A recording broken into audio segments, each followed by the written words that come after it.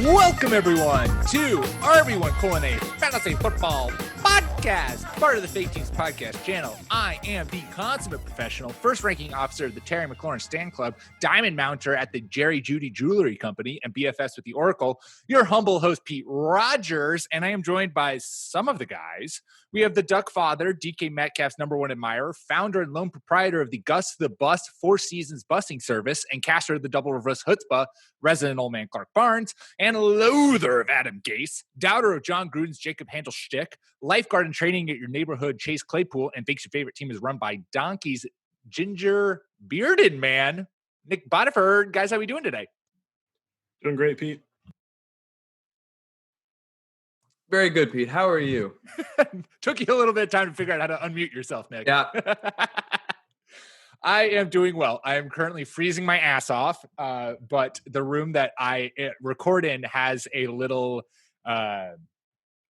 electric furnace heater, fire furnace thing. So I turned that on, and so it's going to take a little bit of time for this room to heat up, but eventually, basically by the time we finish this podcast, I'll be nice and toasty, but until then I'm freezing my buns off in like 10-degree weather. So Pete, how are you Pete, I'll have a good question for you, but I meant to say Clark, how are you handling this is like I think the second week now that we've spoken that you're in the Pacific Northwest winter? I don't care for it. Yeah. Not a fan. It's cold and rainy all the time. The rain is what the constant wetness in the air. You got to start using lotion on your hands. You got to start. Little health tip from Nick Bodiford. Internet doctor extraordinaire tells you to moisturize. I'm waiting for my question now, Nick. This is rude that you didn't have anything for me. What's the first game we're talking about? Slighted. Oh, wow. Nick Bodiford, always focused on the prize, never can get anything under him. That's right. Let's talk Week 11 starts and sits, and we're going to start with Thursday Night Football. Man, well done NFL, because this is a game that I am here for, willing to watch. Arizona Cardinals heading to Seattle to take on the Seahawks. And Nick, I'm going to give you a standing ovation, because last week it was you who said Josh Reynolds, Rams deep threat going up against the Seahawks that have allowed the second most deep plays. And we saw Josh Reynolds be that leading receiver from a fantasy standpoint for the Rams last week. And this week with the Cardinals in action, this to me feels like a fire the Christian Kirk game. So for the Reynolds call, I have to give credit to the esteemed Sam Hoppen. He's a fantastic Twitter follow, and his charts are rapidly spreading. His usage charts are extremely helpful. As far as this week goes, so Kirk's, I've been breaking this game down, and Kirk's ADOT has just cratered. It was up in the like mid to low teens early in the season, average depth of target. That is, it's a lot lower now. It's down to like the 8 range, and that's because Andy Isabella is starting to get some more snaps, and also DeAndre Hopkins. If you compare the first 3 weeks of the season to these last 3 weeks of the season, his average depth of target went from like 6.6 to 11.1. Kirk's just kind of being used as the short to intermediate guy at this point, which I think he can still get the job done, because Seattle's allowed it's something like 3,100 passing yards on the season. It's way above the next closest. 2,428 to wide receivers. Yeah. Okay. And the Falcons are number 2 with 1936. So right. Yes, okay. there's almost 1,000 yards extra that the Seahawks have given up. No, that's but so that's relevant for the receivers. The other positions we'll get to in a second here, but yeah, 3,180 total yards. Falcons are next at 2,793. So anyway, the point is Seattle defense, their passing game is very, very bad. So I like Kirk as a high floor flex guy, I think, because his target share is still really good, even though it's not downfield. But you're starting those guys, and Isabella is a candidate for a boom bust flex start. The guys that I want to get to are the Seattle receivers and the Cards backfield. So last week, what we saw with the Cards backfield was a significant increase on the carry total for Chase Edmonds. Prior to the Week 8 bye, Edmonds was getting like 19% of the team carries. He hopped up to 50% last week and still, of course, got more passing game work than Drake did. Last time they played, he outproduced Drake to a significant extent because it was a shootout. And, he's the guy who Drake can catch passes, but they don't do that. They throw it to Edmonds. So I've got Edmonds this week as a low end running back too, and Drake as a flex play. I think Drake can still get like 15 carries and might be able to plunge into the end zone because a lot of points are going to be scored here. But I think a little X factor is Drake. He was out for 2 weeks with that ankle injury, and now it's a quick turnaround. They played Sunday, and now they got to turn around and play Thursday. That's not very much time for him to rehab. So I really like Edmonds, and I know I've talked up Edmonds a lot. But I like him. I think the interesting thing for us to really kind of get into a debate about, though, is the Seattle receiver core. So DK Metcalf, he's going to do battle with Patrick Peterson, and he's had a really tough time with Peterson in the past, more so than other big X receivers. It's kind of surprising. Lockett is battling a knee injury right now, and he's questionable to play. Now, Pete Carroll has said, yeah, he's absolutely going to play, but he registered DNPs, their like projected practice report on Monday. They didn't actually practice, but he was a DNP. Then yesterday did not practice again. And I'm seeing if there's an update as of now. Okay, so nothing as of yet on Wednesday night. But anyway, I think Lockett's genuinely questionable to play. If he plays, he's going to be locked up. He'll be in the slot, and that'll be great. But I think what becomes really interesting is with Metcalf and his struggles against Patrick Peterson is David Moore on the outside. I think David Moore could be a huge start this week. And it's interesting because I think I like David Moore almost more if Lockett plays because he's been on the outside. He's played in the slot 7% less than Freddie Swaim has, who sees overall way fewer snaps. But when he goes out there, he's getting in the slot at like 32%, and Moore's are in the mid 26s or mid 20s. I mean, so anyway, point is, I think that this third receiver for the Seahawks is going to be a huge point scorer or a big guy that we got to figure out. And I like David Moore. I'm just concerned if Lockett doesn't play. Are we erring on the side of Swaim, who's seen more slot snaps, or are we going with David Moore? And if you guys haven't gone this far into it, I don't blame you, but this is the conundrum that I've been trying to solve today.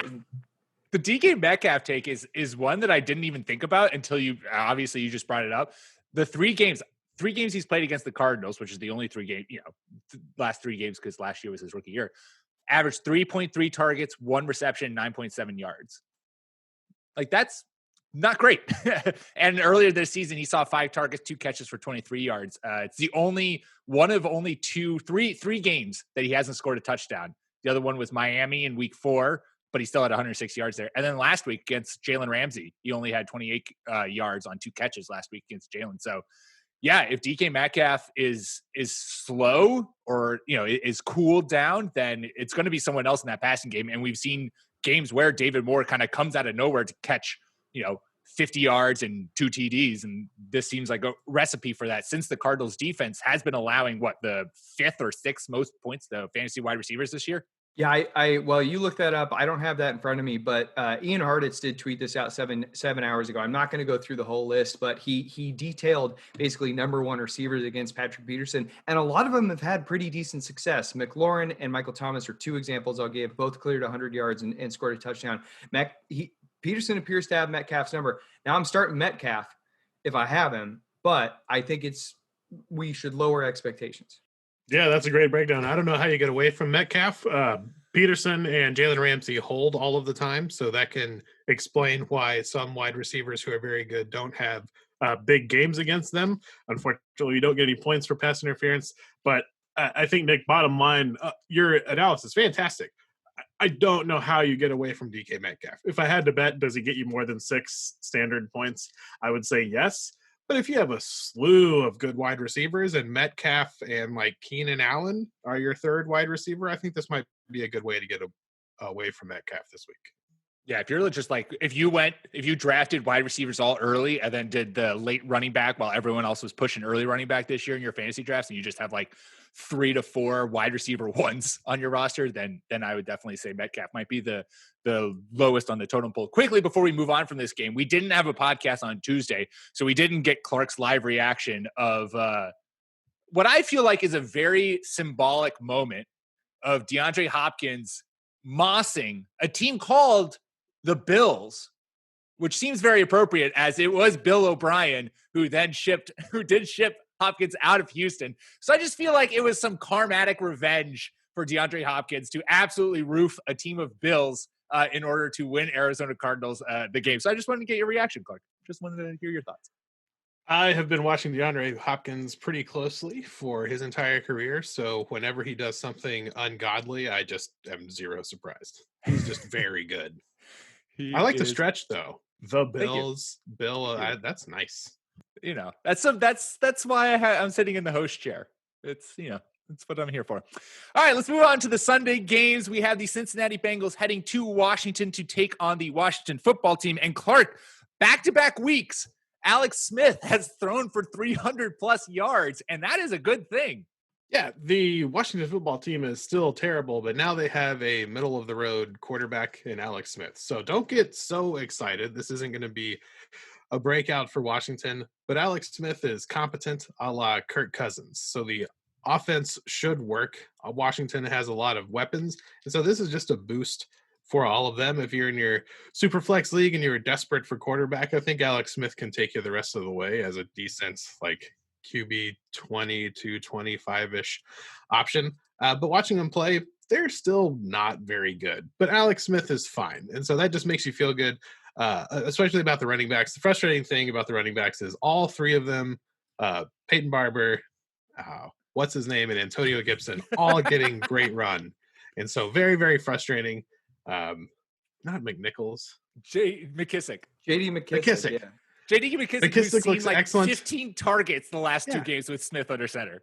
He looks really good and should be getting his role. Gibson is still kind of feeling his way out as a running back, but is like hyper athletic and is getting more options to run. The place kicker in a situation like this is always something that I like to go for, but Dustin Hopkins kind of sucks because they're a team that can move the football but not score touchdowns. I don't know. I like that. That's a nice way to look at the kicker position. I've always looked at it like team that scores the most points, you get the most most point after attempts. But I like the offense that gets you down the field but can actually punch it in. So the only thing that I was going to mention is just that it appears as though we do just have a split backfield and that it's not going away. And I was just trying to rapidly look up the ADOT of this team because I don't think that McKissick is being used purely as getting some down the field targets. Yeah, he is getting some, but not many. It mostly is around the line of scrimmage. Anyway, like you said, Pete, 15 this week. I think he had 14 last week. That kind of usage is just way too high to ignore. He's running back 2, and Antonio Gibson is a running back 1. I guess give them credit for using all of their weapons. It is bizarre that they have a 230-pound ex receiver who they're making their rush only back. I don't get that. But they are, so okay. You love to see it. Also, I am confidently firing up T. Higgins this week, even though he's going up against Washington's secondary, which is giving up the second fewest fantasy points to wide receivers. I will not bench that man because he has been nothing but phenomenal since I picked him up off waivers. So I wanted to hit on the Bengals offense just for a second. And of course, now I'm totally just losing this. Okay, so here's the thing. So the Bengals offensive line obviously is terrible, and pressure has been kind of the thing that's derailed the high pass attempts. I'm trying to make a joke here. The point is, it's really tough for Burrow to succeed when he's getting harassed. They are round number 10 or 11 in pressure rate overall, 24.1% of snaps, the Washington football team that is. But they are third in the league in missed tackles with 82. And I'm wondering, is this a matchup, you guys, that Joe Burrow can kind of just get the job done, perhaps because of shoddy tackling from the Washington team? Or is that, it's a bit of a stat that can lie. I don't know if this is just bad linebacker play more than anything else, but Burrow's going to be under duress. He'll throw 50 times. Do we think he can get it done for fantasy purposes? I think so. I think anyone with his talent and especially like movability thrown 50 times. I would trust him as like a QB, high-end QB too, which I guess doesn't make sense, but yeah. So Mixon's coming into the week injured, of course, because his name is Joe Mixon. And Burrow throwing it 50 times is something that we've seen the Bengals do against, decent opponents or opponents who are going to get off to a big lead. And I don't see Washington being good enough to do that. So this may be a pretty uneventful slog. The Bengals are not good, and that's starting to catch up with them. Joe Burrow throwing the ball 75 times a game was cute at the beginning of the year, but NFL teams are starting to figure out how to beat that. On top of the Bengals is having an atrocious offensive line and still starting AJ Green for whatever fucking reason. I don't understand. That makes no goddamn sense. So I don't know. I would not bet on Joe Burrow this week. I know that Washington's bad, but I think they're so bad that they're not going to have to throw to stay in the game. So that's just a quick take. I like that. All right, let's move on. The Atlanta Falcons heading to Nolans to take on the Saints. And the biggest play for me this week is I would fade / maybe even bench Todd Gurley. He's been extremely touchdown dependent, which has worked for him so far since there's only been 2 games in which he hasn't scored a touchdown this year. But he has yet to go over. He only once has gone over 100 yards. Actually, only twice has gone over 80 yards rushing. Most of the time he's averaging between 40 and 50 yards rushing. And the Saints defense has allowed the fewest total rushing touchdowns. They've only allowed 3 this season. And so I don't think that Gurley is going to get into the end zone. I think you're going to see Gurley probably get his usual 18 touches for 50 yards, but no touchdown. And that's not a RB1 or even an RB2 worthy stat line. So I would be looking to bench or at least get out from under him this week against the Saints. Yeah, it's a division rivalry game, and a division rivalry game amongst division rivalry games. The Falcons and the Saints are always interesting when they play one another, and you always just kind of have to throw out what's happened this year. They're usually high-scoring affairs. I think the interesting thing in this one is what is going to happen with Drew Brees, and are we going to see Jameis Winston or Taysom Hill or some awful amalgamation of the two? I think it's probably going to be the latter. It's definitely going to be that. It's going to be horrible to watch. None of that makes me want to lean away from anyone in this game. I'm still going to be firing up Michael Thomas, Alvin Kamara, Latavius Murray.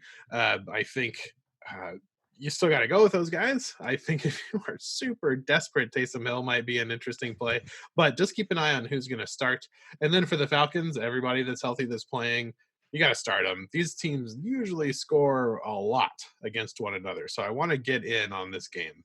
Yeah, I think the only thing I'll add is that in some formats, Taysom Hill is tight end eligible. George is not happy about that. So maybe don't start Taysom Hill at tight end. But he hates clever rules play.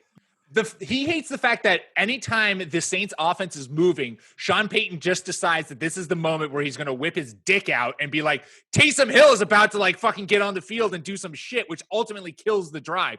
Without fail, anytime this offense is moving down the field, Sean Payton is like, this is the perfect time to do a Taysom Hill play that goes for 3 yards and doesn't ultimately achieve what it's supposed to achieve. God, his obsession with Taysom Hill drives me up the wall. I can't even deal with it. Can't you guys? So I'll contradict myself here. I think it's possible that he actually does get benched. Hill, that is, because he now is the emergency quarterback. And it's cool when he's the number 3 guy and they have Winston that can go out there if Brees gets hurt, but they would be up a creek if Winston got hurt. They would, even though they paid Taysom Hill a buttload of money and he's the next coming of whatever, Steve Young. Also, fun fact. 31 years old. Sean Payton, get a hold of yourself. Sorry. Get a hold of yourself, Sean Payton. Calvin Ridley has scored a touchdown in every single game he's played against the Saints. Just throwing it out there. He's averaging 9 targets, 6.5 receptions, 89 yards, and a touchdown against the Saints in the 4 games he's played against the Saints. Might want to fire him up. All right, let's move on. Pittsburgh Steelers heading to Jacksonville to take on the Jaguars. And my question for you guys at large is how many touchdowns will Chase Claypool score? Because the Jaguars not only get beat through the air if you're a wide receiver, but also on the ground if you're a wide receiver. They've given up the 4th most rushing yards to wide receivers, 103 yards on only 7 attempts, which for those at home, it's 14 yards per carry. So I would expect Chase Claypool to have a huge role in the Steelers offense this week, given the fact that he is that do-it-all guy for the Pittsburgh passing game. Yep, I think the biggest thing working against them here is game script. They could just get up early on the legs of James Conner or whatever. The one thing that I'll point out about the other side of the game is that Chris Thompson is injured, which means that James Robinson is getting more work in the passing game than he already was, and that is good. Yeah, just confusing here what to do with DJ Chark. I'm breaking ties against him. And what is happening with Pittsburgh's backfield? James Conner been disappointing for a month, but I think is clearly the best running back there. Don't know what to do. Don't know how you can get away from him. I'm starting as my third running back in a couple of leagues and just going to keep doing it. But the Steelers love to play down to their competition, to parrot something that I have been on for the past several weeks. So this one might be tighter than people expect, even though it absolutely should not be. That makes me zero concerned about James Robinson, who, like Nick mentioned, is just a do-it-all back for this terrible Jaguars team. Clark, does it work for you to put James Conner on the Dunzo list this week and say that if you can't get it going against the Jaguars' terrible rush game, that maybe a Dunzo? No. I mean, he's the best running back, and he's the best running back on that team. Which isn't saying a ton, but I don't know how you get away from him. Also, the Jaguars are giving up the third most points to tight ends. Eric Ebron has become more and more a part of this passing game. So if you have him, continue to rely upon him. Moving on, we have the New England Patriots heading to Houston to take on the Texans. Clark, are you ready for this? Is this a first in which it has been a battle of the podcasters? Have we ever had a battle? We must have. The Texans have played the Packers. That's right. Sure we have. Not looking forward to this one. It looks like the Patriots got their poop in a group against the Ravens. Last week, ran the ball a lot and didn't ask Cam to do a lot with passing. Jacoby Myers was still the apple of Cam's eye. The Texans had a tough one against the Browns last week where it was 10-7, and that score seems deceiving that there was more offense than there actually was. So I think that's just a burn the tape game for the Texans. I don't know how the Patriots slow down the Texans offense, and I don't know how the Texans slow down anyone rushing the football for the Patriots. So I think this is a sneaky Rex Burkhead game to get him in there. I think Henderson is obviously a fantastic play, and even Cam and Jacoby Myers. I don't see how either one of these teams stops what the other one wants to do to them this week. Yeah. Jacoby Myers, I haven't done my wide receiver rankings yet, but I am extremely tempted to put him as a wide receiver 1 this week. I think I'll ultimately probably have him as a high-end wide receiver 2, but the fact that he is seeing 40+% of the Patriots target share over the last 2 weeks, and they're going up against the Houston Texans secondary, which has been giving up bushels of yards and points to wide receivers. I think that Jacoby Myers is in for another monster performance, especially for those in those PPR leagues. He might even score a touchdown. All right, and before we move on, Clark, you mentioned the Patriots backfield, and in fact, we have some more insight on that as it's time for the Oracle's start of the week.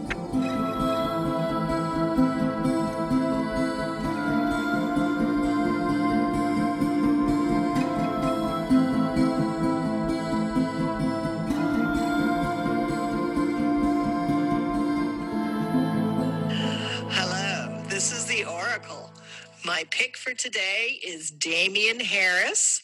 He is young and exciting and is only going up. So peeling back the onion curtain. Normally for these starts of the weeks, I text my mother 2 to 3 different players with like a whole bunch of factoids for her to just parse through and pick out. This week I was way too busy, and so I just texted her. I said, who would you pick, James Conner or Damien Harris? Now, normally I do the research for my mother. Give her props. She responded with, I admire the other guy's fight against cancer at age 20, ! But the young guy gets my vote today. So well done, Kathy Rogers, for doing some research here. This is how you know the Oracle is tuned in and ready for a win. So Damien Harris will be a RB1 this week, according to the Oracle. Let's move on.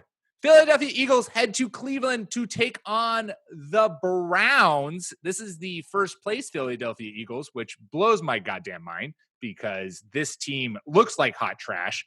Clark, can we say that this is a Carson Wentz dunzo game in that if he doesn't do anything against this Browns secondary, that, I mean, if you've held on to him this long, you must be a Phillies fan in fantasy because he hasn't done squat diddly, but this is the final straw if you got him on your roster. Yeah, that's only if the final straw didn't come several weeks ago for you. Miles Sanders is really the only start here. I have been pulling for Travis Fulgham, and I just am going to continue to do that because he's talented. But Carson Wentz, I don't know what happened. Carson Wentz and Lamar Jackson went to camp to forget how to throw the football this summer, and it's just been really confusing for me this year. Yeah, I was listening to the Inside the Birds podcast with Adam Kaplan and Jeff Mosher today, and I guess Doug Peterson's getting chippy in press conferences, like giving sarcastic answers and stuff. And all is not well in Philadelphia. Let me take this as a moment to gloat as a Patriots fan. Guess what, teams? Pretty hard to win a Super Bowl and kind of keep a dynasty going. A lot of shit gets in the way. Even just making a Super Bowl multiple times is really hard. So, winning 6 in the span of, whatever it is, 18 years. Boston guy flexing on Philly guy is one of my favorite things to see. I keep hoping for a Jalen Reagor breakout game. And this might be it. I have no idea. I'm just going to keep putting it out there because the guy, they are targeting him ever since he's gone back. He's led the Eagles in targets, I think, the last 2 weeks. So they are trying to get him the ball. They are trying to get him to do something. They're trying to prove that Jalen Reagor was the right pick, the pick right before the Vikings took Justin Jefferson, which hasn't proven to be the right pick so far. So this could be a Jalen Reagor breakout game, but I not feeling confident about it. Going to cut in quickly for a ad break. Let's continue to Detroit, who are heading to Carolina to take on the Panthers. And Nick, what are you feeling? What's a play for this game? Give me anything. Well, I think Clark might have something to say about this, but the thing that stands out here is Detroit's run defense is bad, and it noticeably bad. They're absolutely one of the worst in the league, and Mike Davis has kind of betrayed fantasy managers over the last few starts that he's had. I think this one he thunderously makes up for those mistakes. Yeah, so the only question here is, do we get to see Teddy Bridgewater, or is he going to be held out and we'll see, I'm sorry, 2 guys whose names are familiar to me, but fingers crossed, someone who can throw the football? I think that there was some hotshot XFL guy who likes to run around and some other young. So PJ Walker was an XFL guy. He played with Matt Rule at Temple, and I think Robbie Anderson too. So there is some coach. So Robbie Anderson's about to see 20 targets, catches for 50 yards. I'm here for. I mean, you could wonder what I thought of. Honestly, this made me think of when Pete, you got on me like a year ago for recommending fantasy manager start or stream. I think it's Tyler Heineke. Oh yeah, Nick never forgets. And because he played 2.5 quarters and had 13 fantasy points, and I was like, that's pretty good production for 2.5 quarters. He got hurt. But anyway, what I'm wondering is if Detroit's just terrible front seven is welcoming enough for PJ Walker to run in for a touchdown. And suddenly, who's that no-name backup from Carolina? Oh, let's start him. That is incredible. That would be that would make a lot of sense. That would be the feather in Matt Patricia's defensive head coaching cap is to get absolutely torched by PJ Walker. Yeah, I know Mike Davis has been disappointing, and I've suffered through that with you. So, I don't know, light a candle together. I don't know what people do in mourning. But Matthew Stafford also has a torn ligament in his thumb, his throwing hand thumb. So I am just kind of breaking ties against everyone not named DeAndre Swift and Mike Davis in this game. Yes, I second that. Fire up your ground games and maybe ignore the rest.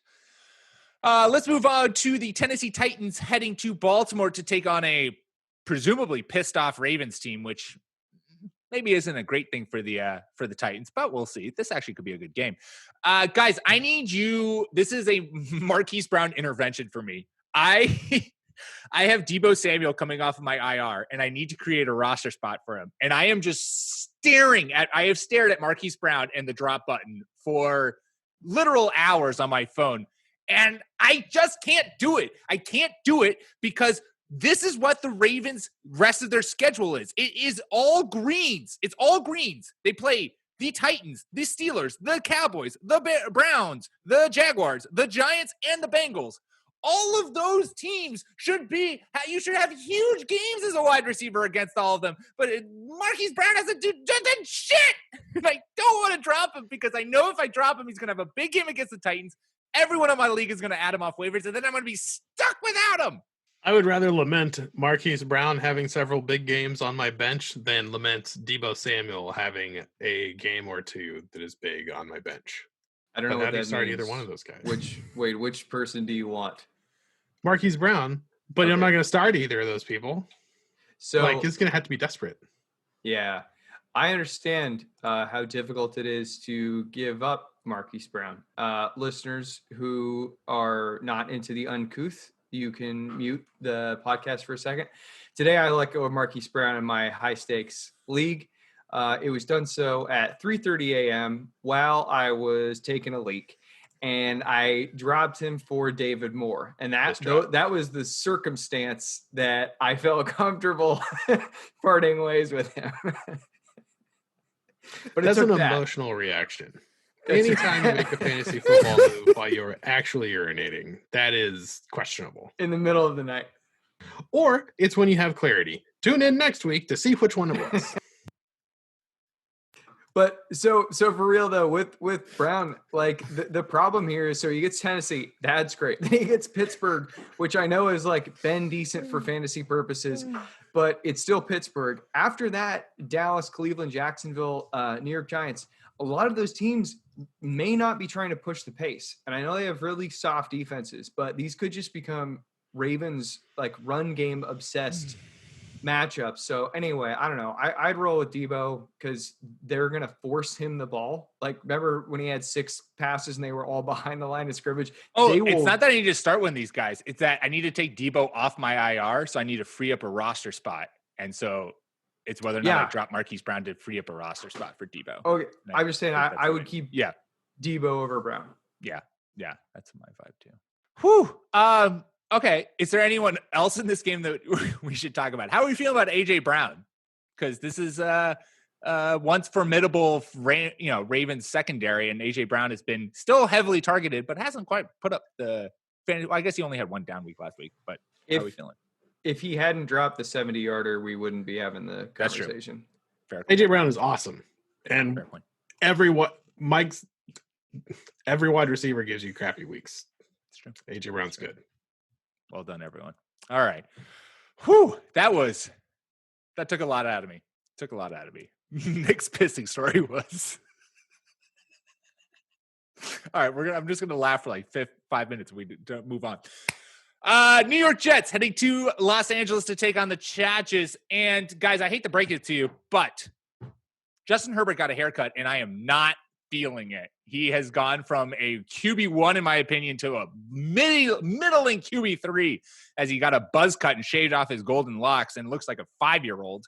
Not here for it. I am not here for it. But what I am here for is Kalen Ballage just continuing to occupy this Chargers backfield and continue to just like put points and touches on the board. The Jets, we know the Jets defense is just absolute hot garbage, and there's no reason not to fire up everyone against them. But Kalen Ballage, I would trust with 100% confidence. He has had the monopoly on this backfield with Justin Jackson out.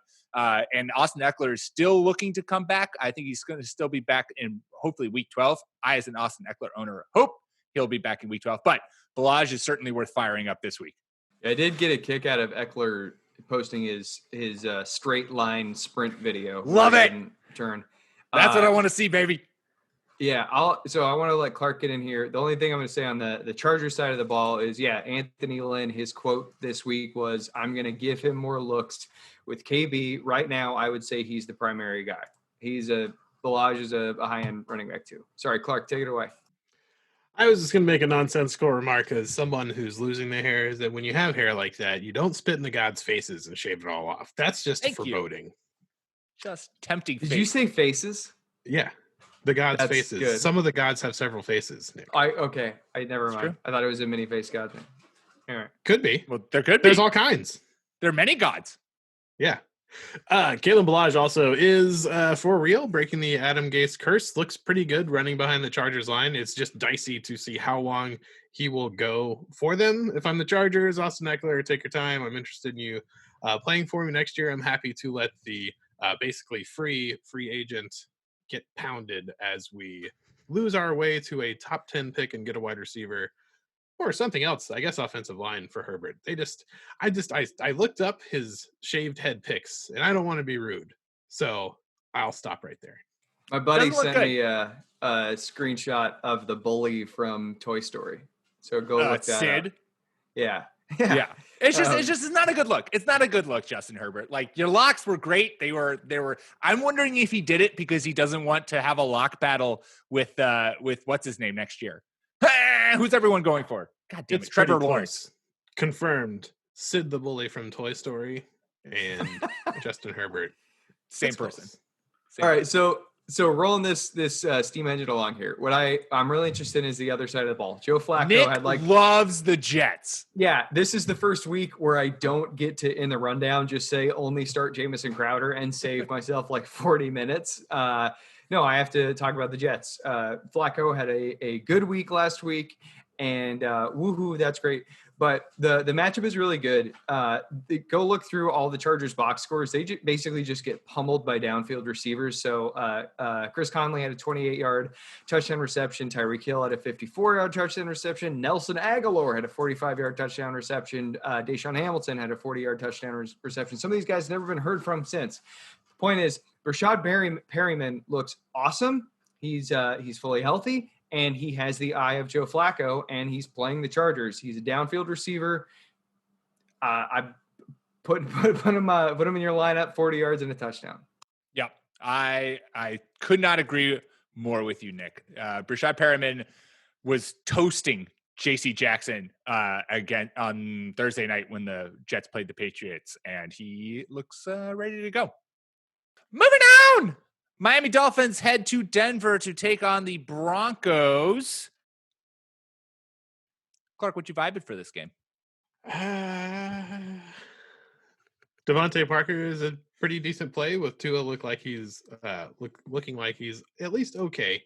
I have almost no interest in this game. Jerry Jeudy's getting a ton of targets lately, so if you've been riding him, go for it again. But the Dolphins secondary is tough, so this is a stay away game for me. I'm into Salvon Ahmed.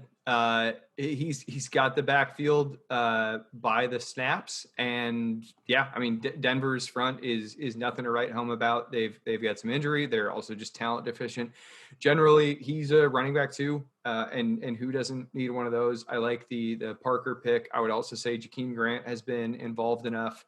Both as a downfield receiver and last week, I think he caught a red zone touchdown. So that's cool that he's getting looks there. And then as far as the other side of the ball goes, Gordon looks terrible. He's not getting pass catching looks, and Lindsey is stuck behind him. Super unfortunate. Jeudy, yeah, he's the guy. And Hamler, go look at Hamler's target totals. He's killing it, and kind of at the expense of Noah Fant, which is really unfortunate.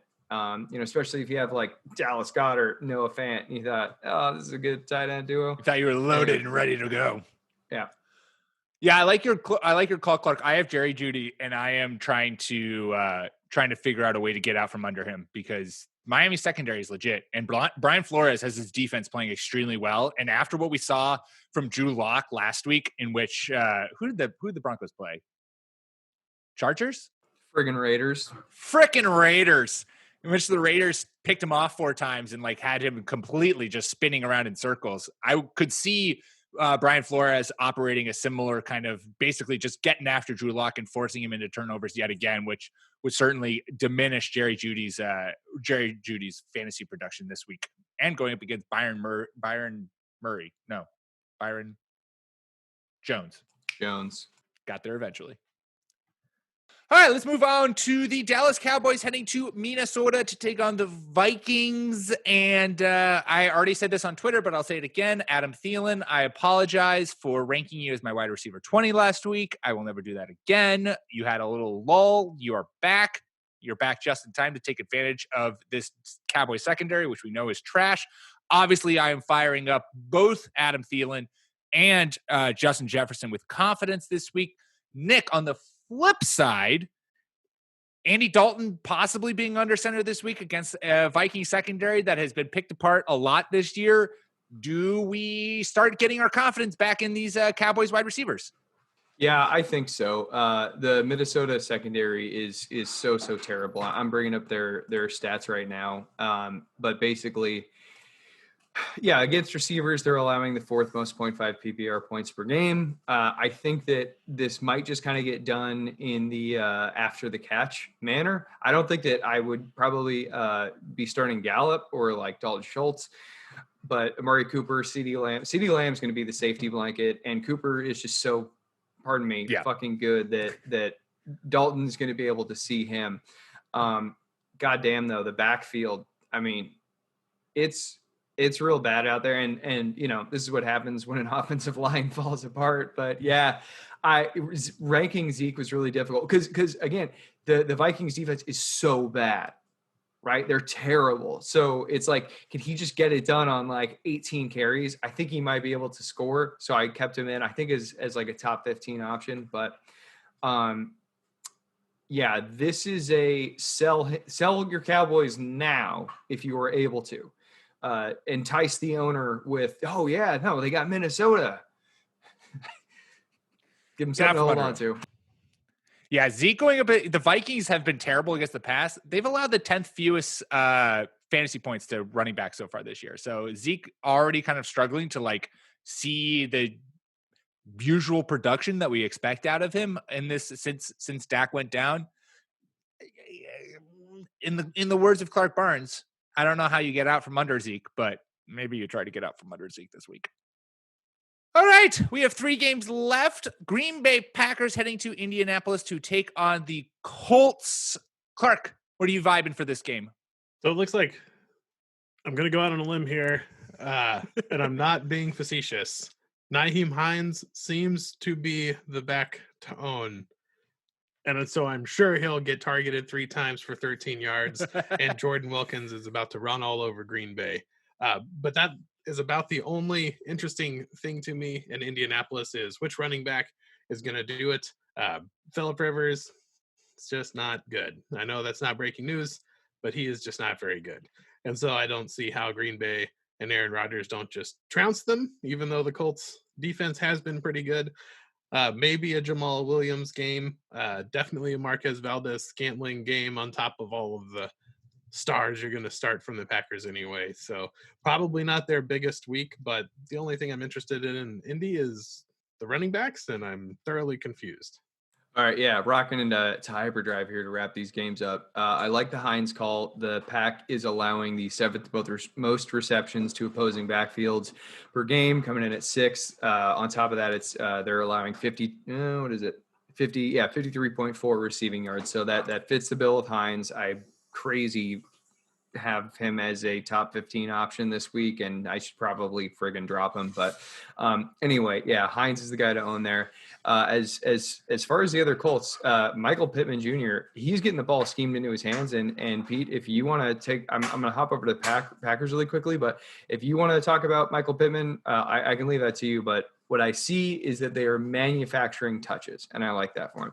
On the Packers side of things, Devontae Adams today said he has an ankle injury, and he is not a guarantee to play. And that could just be him having some fun with the media. It could be a whole lot, but now we have to monitor that. I am not going to go back to Marquez Valdez-Scantling.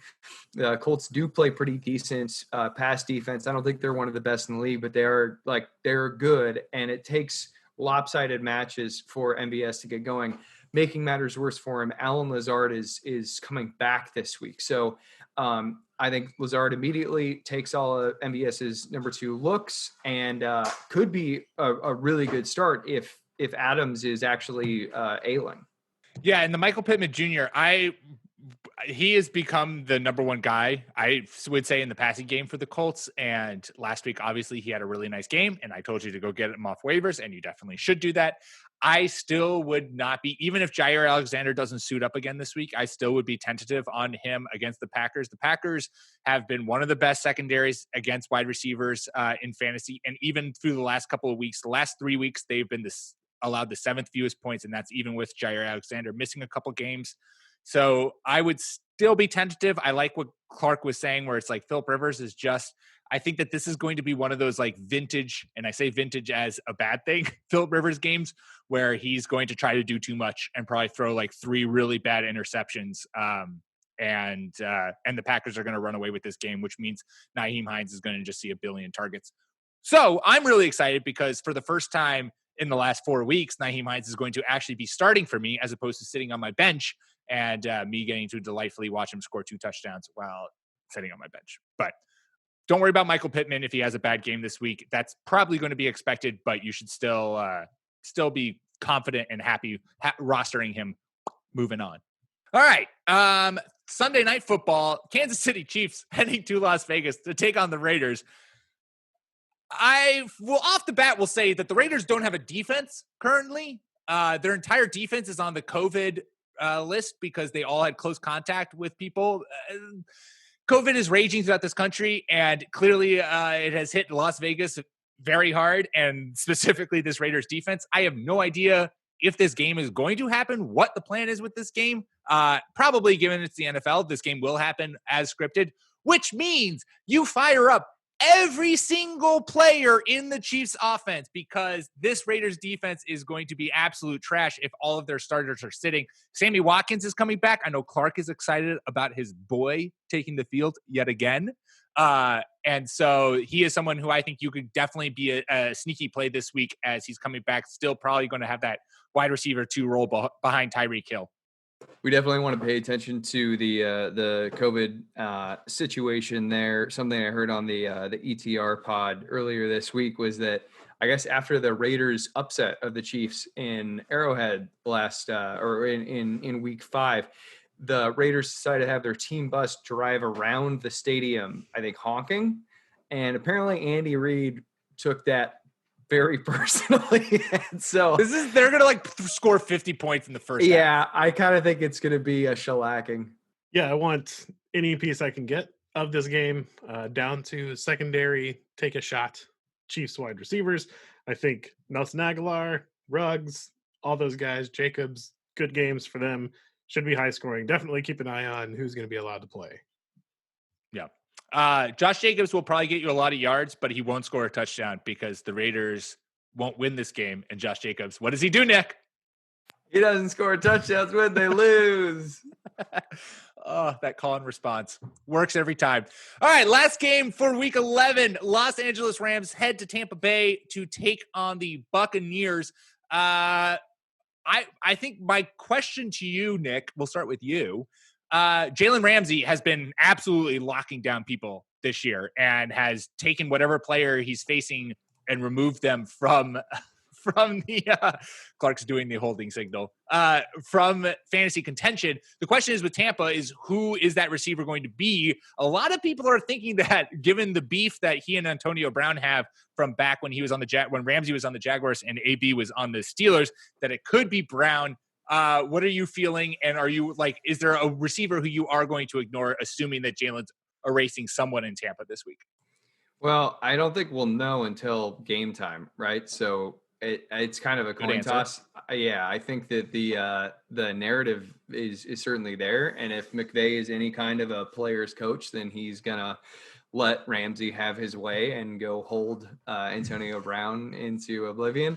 But I was really encouraged by Mike Evans kind of getting off the schneid last week. That was cool. So hopefully that holds. It'd be awesome to just root for Mike Evans every week and Antonio Brown to get shadow covered.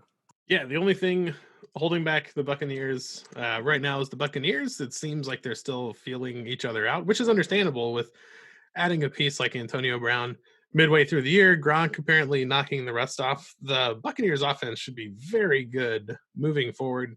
Jalen Ramsey is very good. I joked visually while we were talking about Ramsey that he likes to hold people, but that's what good cornerbacks do. They just hold someone every play, and then 90% of the time they don't get called for it. Pete, you know about that as a Patriots fan. You just Stephon do it, Gilmore's you get away go-to with move. it enough. Yeah, you just got to get him off the field on third down every once in a while.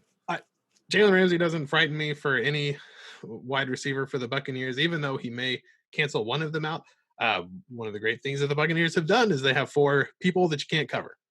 So good luck. But they do decide to run the wrong way occasionally, and that's the only thing that slowed him down. Just frustratingly, what to do with this backfield. I know Ronald Jones had a big game last week, but don't let the box score fool you. He had a 99-yard run and looked rather unimpressive to my eyes outside of that. You can't take away the 100-yard run, but it's not like he ran over them all day. He had a big play. They gave him the ball over and over and over again. So still trying to figure out between Jones and Fournette. It looks like Jones is going to be the running back until he loses it. And Fournette, oddly enough, has become a third down back. They don't know what they're doing. Yeah, you want in on this game too. Both of these offenses are playing well, and just fire them up. Yeah, I would take your thought, Clark, and extend it even further. I would ignore both these running backs. There's just both defenses have been really good against the run this season. The Buccaneers have allowed the fourth fewest points to running backs, and the Rams have allowed the 6th fewest points to running backs so far this year. And both of these backfields are just so confusing as to whom is actually going to get the touches. And so if you can, I would just, unless you have a strong intuition about who is going to be the guy, I wouldn't risk it for the biscuit. The fantasy community 100% when Malcolm Brown scored a touchdown last week just threw their coffee or whatever beverage you were having. When Malcolm Brown rumbled, bumbled, and stumbled into the end zone, just why are you doing this to us? The defensive pass interference and the holding talk just has me reliving the old Legion of Boom days, which the Seattle Seahawks secondary was very talented. They also body slammed receivers. Would also tackle every people. play. Tackle you before the ball even got anywhere near them. Brandon Browner would just lift receivers off the ground before the ball was even like on the way and just throw them on the ground. And they'd be like, wait, what? A flag? It was so funny because Seattle, they're changing the rules so that to make it harder for us. Like, yeah, Brandon Browner trains jiu-jitsu and he's just getting into top mount on these guys like before the pass is thrown. This is crazy. They're not going to call it every time though. Good strategy. Not going to call it every time. It's the Chris Paul method in basketball too, where if you just hold and just like are a dick the entire game, the ref isn't going to call it every single time. They'll only call it a few times. All right. Well, there you go. What an eventful starts and sits. I need to hydrate so that I can make some really important roster decisions in the middle of the night tonight. Make sure you subscribe to the Fake Teams podcast wherever you get your podcasts, iTunes, Spotify, Stitcher. That is how you'll not only get us, but also our fantasy baseball and fantasy basketball show. Make sure to follow us on Twitter at RB1 Podcast. If you have any specific start and sit questions for Week 11, hit us up with them. We'd be more than happy to help. We'd love to interact with you guys and give our advice specifically to what you need. You can also follow myself on Twitter at Pete M. Rogers. Follow Clark at NFL Clark and Nick at Ginger__Nick without a K. We will be back at you next week. Until then, peace.